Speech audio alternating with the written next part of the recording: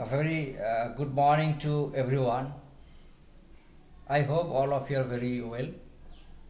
Today I will talk about a very important, precise topic, lighting licensing switch, especially for CSIR net set gate student. Lighting and licensing cycle are the two important reproductive cycle occurring in virus. Viruses are acellular and without host they cannot reproduce. Virus contain the basically genome and they are surrounded by only protein coat or capsid. This genome may be DNA or RNA. Lytic cycle basically occur the lambda phage virus that contain DNA as a genome and its host is E. coli bacteria. Lytic cycle means when the viral genome destroy the host genome and reproduce new viral progeny and ultimately release from the host cell. This is called the lytic cycle. But in lysogenic cycle, viral genome not destroy the bacterial genome, they integrate to each other and form the prophage. And this state remain confined until there is no induction occur. So, if we fully understand about the lytic cycle, then it is found that there are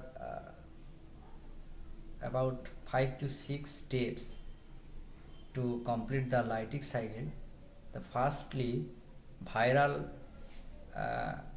body actually attached with the bacterial cell wall, and then the viral genome enter into the bacterial cytosol, and then this viral genome lyses the bacterial genome, and then organogenesis occur for the synthesis of the new phage virus, and then all the organ are assembly, or that means self assembly occur, and ultimately form the lots of new progeny, and then lysis of bacterial cell wall occur.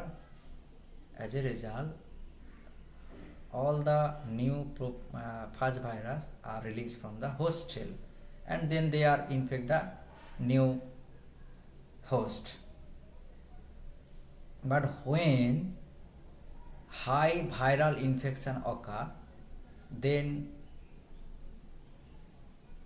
they undergoes the lysogenic cycle, and in that cases viral genome integrate with the bacterial genome and form the prophage state, and due to induction by UV ray, then this prophage state may transfer into the lytic cycle. But if this induction process is not applied, then always they confide in prophage state. So for the lysogenic cycle to lytic cycle transition, such type of induction is very essential. UV induction actually helps for the transition from lysogenic or prophage state to lytic phase, and similar way they reproduced and ultimately they lysis the bacterial cell and new progeny become released. So this is very important. But if we study the viral genome, then it is found that basically two genes are responsible for the lytic lysogenic transition. It is found that C2 gene that produce the C2 protein mainly responsible for lysogenic cycle. That's mean C2 protein activate the lysogenic cycle but repress the lytic cycle. Whereas the another protein is called the CRO protein or CRO gene that produce the CRO protein.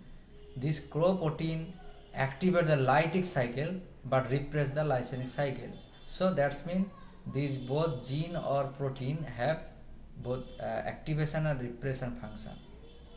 CRO protein responsible for lytic cycle and repress the lysogenic cycle, and C2 protein responsible for the lysogenic cycle and repress the lytic cycle. Okay, but these two genes also controlled by, there are lots of genes also. When, please look on the board, when high infection occur, then it is found that high level of C3 protein will be synthesized. Then this C3 protein activate the C2 gene, and this C2 gene activate the C1 gene as well as INT gene. So C1 protein and INT protein will be synthesized that trigger the lysogenic cycle. On the other hand, it is found that when high level of C3 protein synthesized, then low high frequency lysogeny or HFL level is very low. So when high C3 protein occur, then low HFL occur. In that condition, basically lysogeny cycle occur, and this is actually happen due to such reason. So when high infection occur, then C3 protein level is very high, that causes the low HFL, as well as it activate the C2 protein. This C2 protein synthesis INT protein as well as C1 protein that is responsible for lysogenic cycle. On the other hand, when the infection rate is very low, then HFL level is very high. This HFL activate the CRO protein but repress the C2 and INT gene. So when high HFL found in the host cell, infected host cell, then this high HFL causes the activation of the CRO protein or CRO gene, and this CRO protein causes the lytic cycle process started, and the C2 and INT gene become inactivated or repressed. So lysogenic cycle will be turned off. Clear? So by this way, actually C2 gene and CRO protein under the control of different genes in different condition control the lytic and lysogenic switch.